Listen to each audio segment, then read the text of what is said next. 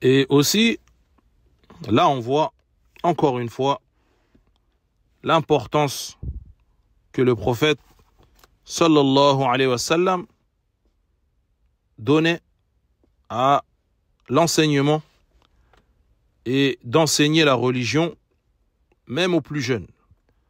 Là, c'est son petit-fils, Al-Hassan, et il est dit qu'il avait 8 ans quand le prophète sallallahu alayhi wa sallam il est mort. Donc c'était vraiment un jeune enfant quand il a entendu ce hadith. Et on voit là l'importance d'enseigner dès le plus jeune âge. Et ne pas faire, comme beaucoup le font aujourd'hui, cette erreur de retarder, repousser, dès que ça concerne l'enseignement de la religion. Et ça, sous prétexte que c'est qu'un enfant. Il faut le laisser jouer. Oui, il faut le laisser jouer. C'est un enfant, mais il y a des choses de la religion que cet enfant doit connaître, et même à son âge. Donc, n'attends pas. Ayyuhal ab, ayyatuhal et lui-même, l'enfant, veut être pris au sérieux et pas être considéré tout le temps comme un enfant. Et l'enfant acceptera ce que tu lui donnes, surtout si tu lui dis de façon sérieuse. Comme quand tu parles à un adulte. Il s'en souviendra. Bi'idhnillahi azza wa jal. Il se souviendra de ce conseil que tu lui auras donné et l'attention que tu lui auras donnée.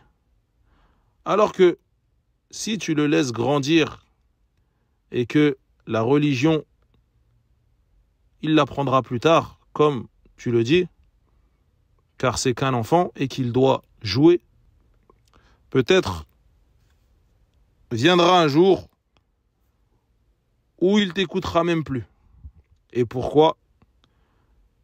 Parce que tu l'as ignoré quand il était enfant, à pas le prendre au sérieux, ni le conseiller en religion. Et ben voilà, maintenant, c'est lui qui t'ignore. Car il a grandi et il ne veut plus t'écouter. Donc il faut faire attention à cela. وكما يقال صغار اليوم هم كبار القوم غدا. Comme il est dit, les petits d'aujourd'hui seront les grands hommes de demain. Et ça, s'ils sont bien orientés dès le départ.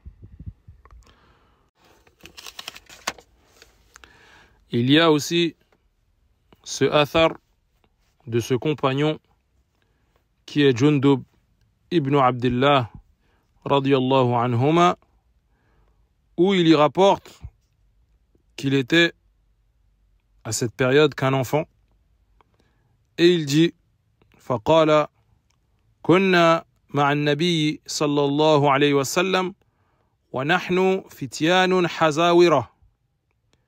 Il dit que nous étions des jeunes garçons pleins d'énergie auprès du prophète sallallahu alayhi wa sallam. فتعلمنا الإيمان قبل أن نتعلم القرآن ثم تعلمنا القرآن فازددنا به إيمانا. Il dit que nous avons appris la foi, c'est-à-dire l'aqida, avant d'apprendre le Coran. Ensuite, nous avons appris le Coran, ce qui ne fit qu'augmenter notre foi. Naam. Voilà comment as-sahaba sont devenus les meilleurs des hommes, après les prophètes et les messagers. Car ils ont été éduqués par le meilleur des hommes, avec la meilleure éducation. Et ça, ça doit nous encourager, nous, à éduquer nos enfants de cette manière, en suivant leurs traces. On n'aura jamais leur rang, ça, c'est pas possible, ni le niveau qu'ils ont atteint, on ne pourra pas l'atteindre, mais on doit prendre exemple. Ce sont nos modèles. Et on doit prendre exemple sur eux autant que possible. هذا هو المطلوب على الجميع. Et ça, c'est ce qui nous est demandé de faire. Enseigner aux enfants, les habituer et leur faire aimer le Coran et la Sunna. On fait les causes et après, c'est Allah subhanahu wa ta'ala qui guide les cœurs.